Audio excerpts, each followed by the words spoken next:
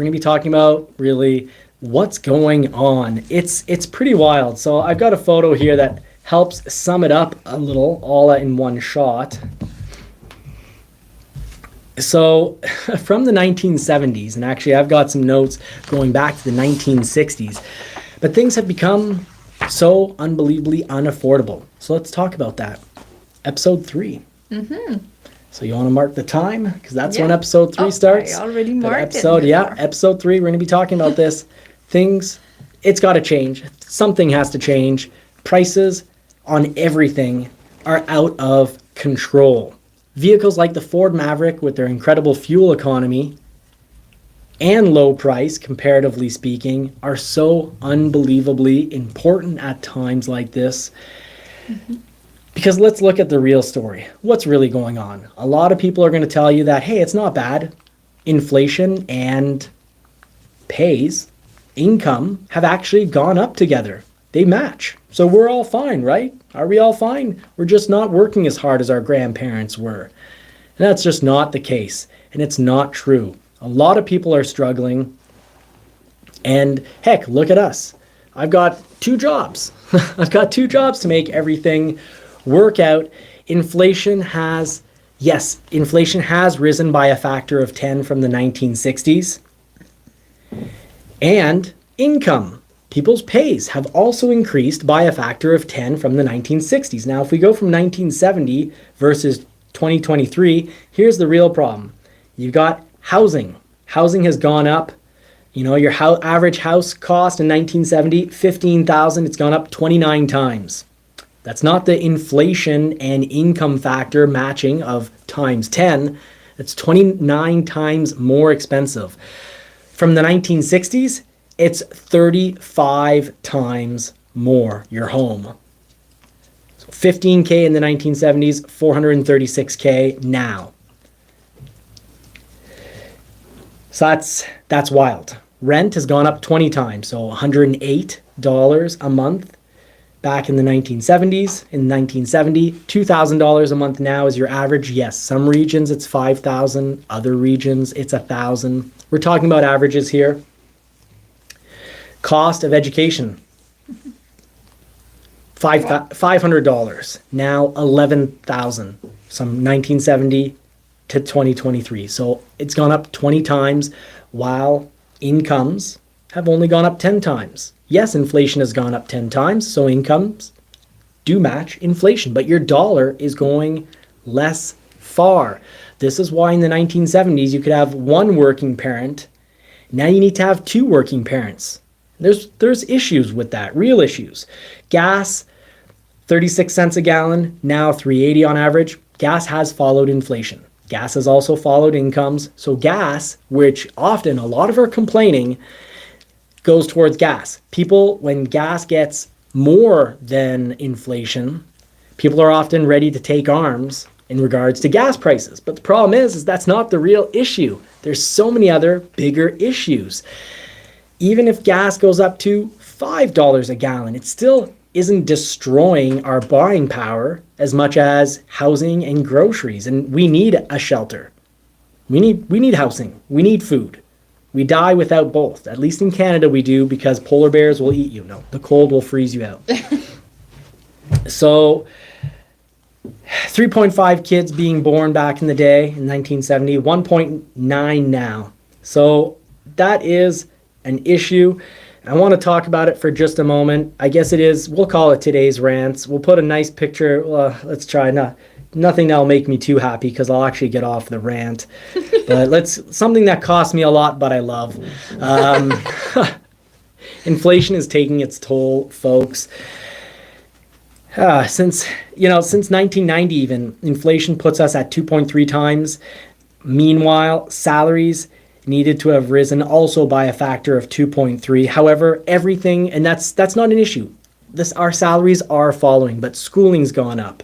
Housing's gone up. Food have all gone up by much higher multiples. In 1990, a $100,000 job, to match inflation, you now need to make $230,000. We remember growing up in the 90s. I was a teenager in the 90s, I guess, maybe. somewhere around there. Anyways, late 90s, yes, I was a teenager. And I remember, if you had a parent making $100,000 a year, it was like, wow. He was rich. He was rich. Even if your parents together were making $100 a year, if you're $100,000 a year, that was a ton of money. Income family, it was a ton of money. You had, a cottage. You had a big old house or even a small mansion. And that's just the way it was because your dollar went so much further. Because now $230,000 a year as total family income, you're not living nearly as well. And what families have $230,000 a year income? That's a big amount. I thought, corporations, moving into, I always knew corporations moving into buying single family homes would cause prices to go up. It's actually, in my opinion, and this is an opinion, I don't have any proof of it, but I would think if I wanted to destabilize an enemy country or just destabilize another economy so my economy does better, and I was, ruling elite, I'd be very happy to even have people carry fake money, have money that's not actually theirs, and have them buy up real estate in other countries just to raise up the prices. And of course, that real estate goes up in value. So, in like stocks, if there's a lot of people trying to buy the stocks, the values go up and then you can have them go way up, sell out, and then when they crash, have a huge laugh when people are holding, some people are holding multiple homes and renting them out because they jumped on the bandwagon. But Winston won't stop licking me, and it's a bit of a problem. This is why Marie's moving around quite a bit. So, you look at the cost of living, schooling costing so much more, housing costing so much more, and both parents having to work just to get by. This is why vehicles like the Maverick are so important. It's why I've talked about the Maverick. I've made, 300 videos on the Ford Maverick alone, because I think it's what a lot of people really need to focus on getting. A reliable vehicle that they can buy now and either switch every 4 or 5 years or keep for 15, 20 years, but a vehicle that's going to be very reasonable. And that's what we need right now. So it's causing, all this price increase is causing families to become a lot smaller. Both parents are working. So what happens? The kids don't get educated on family values. Parents often don't have the time. You both work, you're serving someone else, you're currently burnt out. So is the school system going to teach kids about running their own enterprise, doing their own taxes, tax credits, saving for retirement, the stock market? No, the school system teaches you how to be either a good soldier or a good factory worker. This is why the schools have bells, and it's all about being at places on time and learning often very unimportant, useless life. You can't even call them life skills because, they're teaching you the periodic table. That's only important if you're going to become a chemist. You can learn the periodic table if you want to go into chemistry. Why isn't the school system teaching us things like giving us ample history classes and business and economics classes? Well, I'll tell you, system doesn't want you to learn about history because then you'll learn that throughout history, people are there to serve the ruling class. And just like today, our school system is there to train us to be good little workers. And that's what it comes down to. And I don't mind being a good little worker. I'm happy being a good worker, a good soldier. And they don't want you to know in history that rebellion has changed a lot of things. Yeah. The only time things change is when you group together and you say, we're not going to take this anymore. But when you look at it, I think it's sad when you look back you look back into history, and within the feudal system, peasants had more free time. Generally, peasants would wake up with the sun, but only work for 4 to 6 hours a day. And they had a lot of holidays, a lot of religious holidays. They had 150 some odd holidays in a year, and they worked about 4 to 6 hours a day. Because once you've done some farm work and you've raked around and you've pulled the weeds, well, there's no more weeds to pull.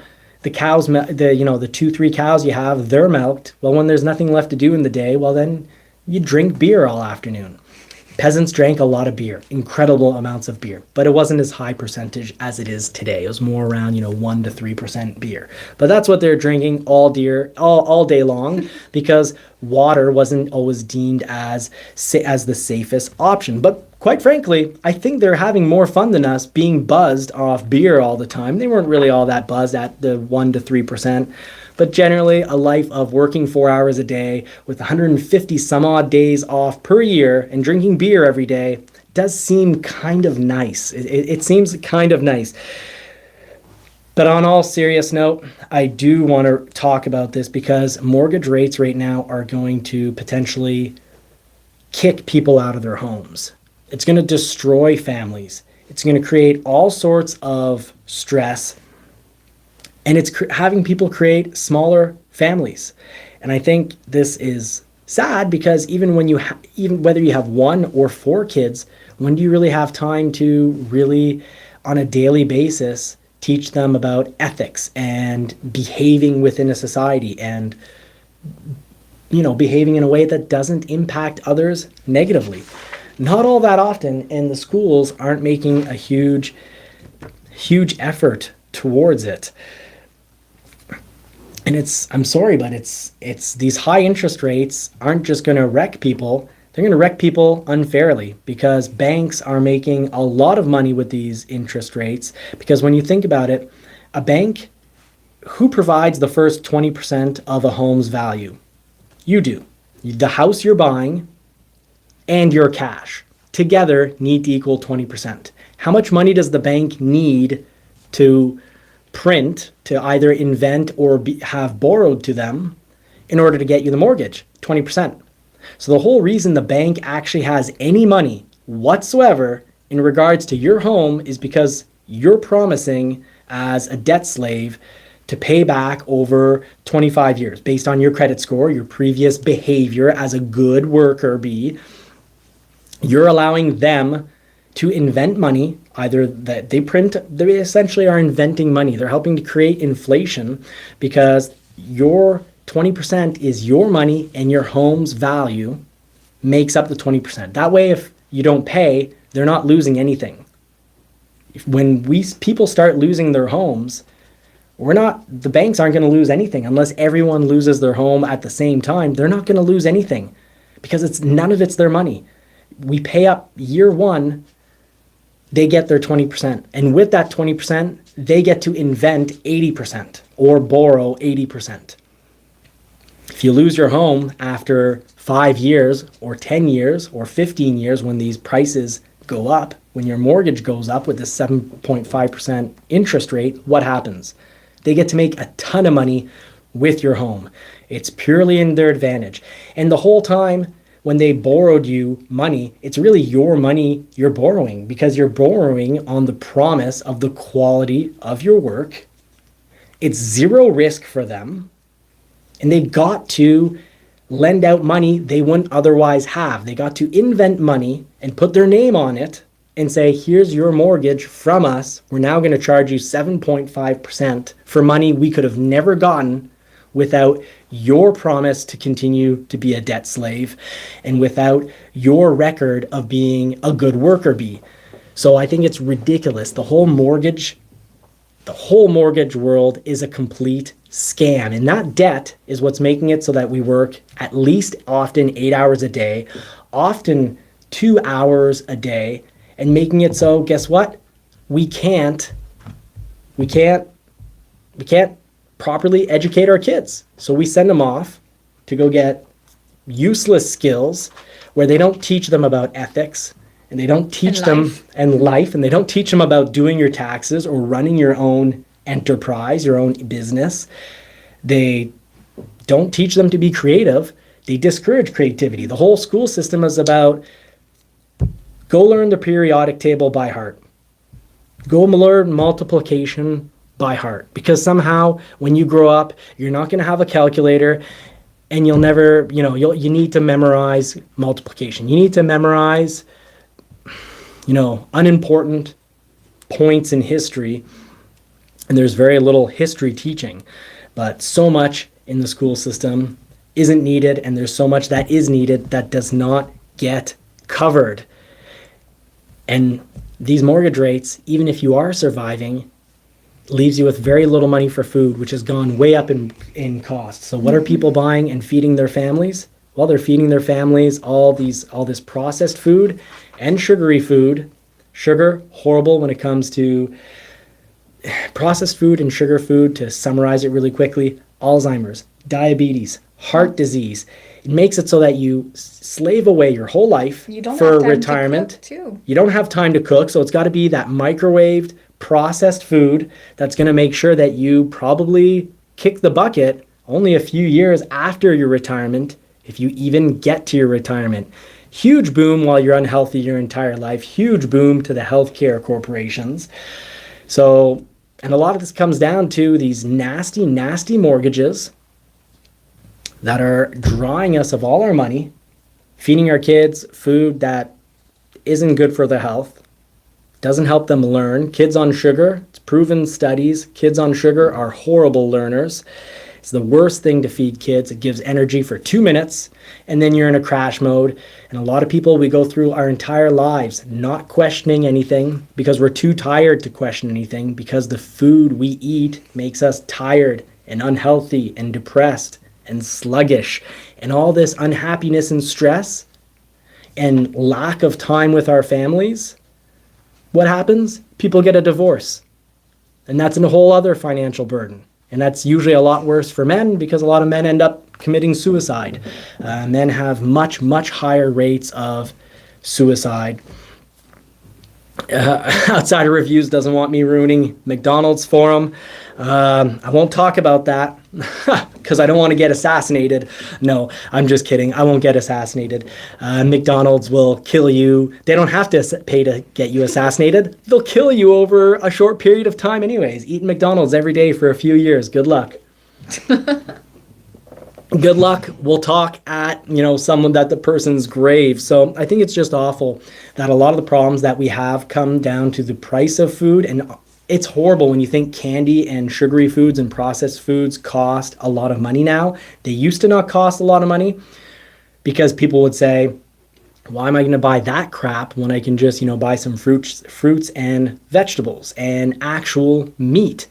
Now, though, unfortunately, there's even a war against meat, causing meat prices to go way up. And I will fight for my steak because it is one of the healthy foods, but it's too bad we don't have people like Henry Ford. Starts with the mortgage and finish with the steak. That's the rent. I'm a big Ford guy because I think Henry Ford did something that was incredible for humanity. And he thought there's a huge importance in teaching values, ethics, that everyone has a certain amount of civic virtue. It was required of his employees. You couldn't, working for Henry Ford back in the day, you didn't want to be an alcoholic, for example, and mistreating your family. You had to have a certain amount of care for your family. But more importantly, he invented the weekend. And he invented the weekend because he felt families need to spend time together, and they also need a reason to go around and drive these beautiful machines. So yes, this is time to off-road. For the haters that are going to see this episode after and say, hey, I clicked on this and I didn't even get any car content. Here's your freaking car content. Here's the link. Henry Ford invented the weekend to help bolster time with families, because he was a genius that knew that driving around in a vehicle is very relaxing. We love it. It's one of our favorite activities. Sunday rides. A lot of people with do the Sunday family. rides. A lot of people do Sunday rides.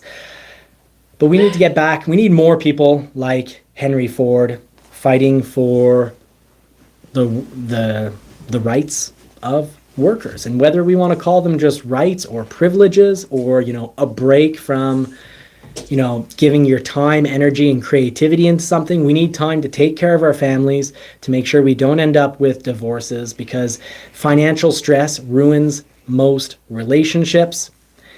And the Fed needs to drop interest rates. We didn't create inflation. Who created inflation? Well, there are multiple sources. The banks inventing money to give out mortgages, money they don't have. When, if we all go tomorrow and go to cash out our money all at the same time, from the banks tomorrow, the world will end. It'll be the end of the entire banking system because banks they carry much less cash than they have, but they've lent out 5 times more money than they have. And that's the whole mortgage scheme. The whole mortgage system is a complete scheme. They're borrowing money at a lower rate or just inventing it. If you go to the very top of the banking system, they're inventing money, creating inflation because that money does not exist. And it's all on the promise that you will work. And if you don't work and you don't pay back the house, they will still make money because the potential loss factor, you more than cover it with your original 20% down payment. Or that cost of a house needs to be 20% less than the worth of the house. So if you get a deal, you can put down less cash. So this is ridiculous because our mere survival comes at the cost of being stressed, overworked, mentally unwell families in many cases, a pandemic of health issues. And that pandemic is getting zero attention. And it comes with diabetes, heart attack, dementia, Alzheimer's, obesity, depression, anxiety, and mental disorders. And who is working to stop this pandemic? Well, certainly not the WHO or the WHO. They're not worried about that at all. I think they're probably happy with populations going down anyways, because at least WEF they publicly say they want population to go down by a factor of 10. I'll give you our sweet fur daughter. Now, I think this is wild because this is a whole system of wild greed. Because after we trade our work to get these mortgages, our mental well-being and our spirituality is all lowered. We're just chasing survival from day to day. And any savings that we do have in this one generation, we're supposed to be the wealthiest generation ever because we're going to inherit the greatest amount of wealth in the history of mankind. And I believe that's probably the case. We're in the process of inheriting the greatest amount of wealth in the history of mankind. But for many of us, that means it's our parents selling their homes and the money from that being given to us. Mind you, if home values completely crash, because if at any point 30, 40, or 50% of the people can't afford their homes anymore, the prices will crash unbelievably. And who's going to benefit? Corporations, because there's trillions of dollars saved up right now, ready to be spent. Trillions of dollars. These are huge, you can buy into this. You can buy into corporations buying out single family homes and rental units and turning those single family homes or multi-unit buildings for housing. They turn them into profit creating machines. So the people that hold stocks and don't hold almost all their wealth in homes, which is pretty much the huge majority of retired people, a lot of their wealth is in that home that they own. Well, if they crash that market, corporations are going to buy these if they crash because, 7.5 or higher percent interest rates will push people out of the market. Banks will make a ton of money selling your home at a discount. Even if it's crashed, they're not going to lose any money, and they're going to sell your home to major corporations, which are then going to be essentially renting you back, not necessarily obviously your home, but renting out someone else's home that got their home stolen from them after years of paying into it. And that's going to create a lot of stress, and it's going to create a lot of issues, a lot of health issues. So I wanted to get that off my chest because that's definitely something that can happen, that could happen if interest rates stay high. Even as it is, there will be some defaults because the longer these interest rates are high, the higher percentage of people are going to have to refinance their home. And the more it's going to crash the prices of houses. So they'll get to say, oh, well, it's helping inflation go down. Look, the Fed can say we've done a great job. Inflation is now at -2%. We're bringing down the inflation rates that we had. We're saving the world. And then they can, after enough people have defaulted to let a lot of this corporate money come in and buy our single family homes, they can then say, oh, look, we saved you all by lowering interest rates. But the inflation has been caused by governments printing money, which makes what inflation? They say it's because they gave us money when they locked us up at home. I had to give back my money. You had to give back your money. We gave back the money that we got because when we went back to work, it said, oh, well, now you're working. So when you do your taxes, you're going to pay us back the money. So if a lot of people, a huge percentage of the people that were given free money, printed off money, it's true, that does create inflation. But with us giving back that money and working for it and then giving it back, shouldn't there be little to no inflation? It's because money was printed off for a lot of other reasons. So this whole giving out money like it's candy and thinking that it's going to somehow keep the economy going. Yes, it's going to keep the economy going and make it the crash when things do crash so much worse. It's going to make it very profitable for corporations to take most people's really wealth generating machine, which has been home ownership. The reason we have the richest generation or generations ever is because they're able to buy homes and their values increased. And when people lose their homes and it crashes the market, it's not, even if you're not going to lose, we're not going to lose our home unless I lose my job for saying this stuff, but we're not going to lose our home. But if values drop like crazy, so many people are going to be renting and it's going to ruin the economy. So I just wanted to cover that. Hopefully interest rates go down soon. I don't know how we can all apply pressure for these interest rates to drop, but they need to drop. And I had to get that off my chest. How am I going to stand up in the meantime? I don't have any immediate idea other than to share and talk about the problem. But in the meantime, I'm going to have kids and I'm going to eat meat. I'm going to grow my own vegetables. So I'm messing around with the system because the World Economic Forum, you can read into it, but they definitely want to bring down the population and they definitely don't want us eating meat or driving petrol vehicles. And that's a different story for a different day. But countries like Australia and Canada, all our trees and plants and shrubs, they soak up more carbon than we put out as countries. So I don't see where's the issue of me driving my incredible Bronco, which isn't very fuel efficient, but at least it doesn't have a huge battery in it that, if improperly recycled, will destroy acres of land. And at the same time, it's like we're driving hybrids because we have a Lightning and we have a Bronco. So when we switch cars each week, it became an hybrid at the end of the day. Now, I want to applaud Ford, video guy, for living the right life. He went out and helped his wife with the groceries and dinner. And that's what we should do as families. He's kind. Put the phones down unless you're watching our show.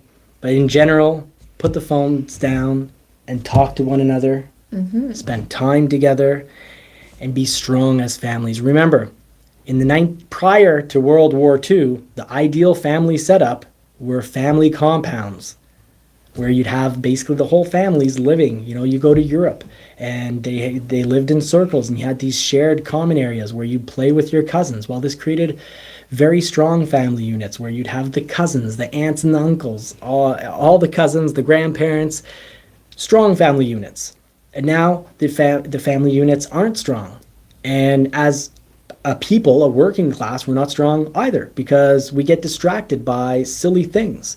We get distracted by movies like Barbie, and we get all wild for Barbie and dress up in pink like it's stupid Halloween, which is another stupid distraction from, the real problem, which is that, and, racism, stupid distraction. We shouldn't worry about, other people and what they're doing. What we should worry about is what collectively we're getting for the work that we put in and what things cost. Because at the end of the day, we're all wonderful people trying to get through life and be happy. And hopefully we can pass it on to our kids that while we're trying to live happy, healthy lives, we can also pass on to our kids to not be a menace to society. So start by washing your hands when you go to the gym and you've gone to the bathroom and then you're going to touch all the weights. If you've touched your pee-pee, wash your hands before touching the weights and use your blinker when you drive. And if you have to drive a bicycle, please use the bicycle lane when it's available. please, please use the bicycle lane. Be thoughtful of other people. We're all trying to get through our lives, complicated, difficult lives. We're trying to get it through best we can.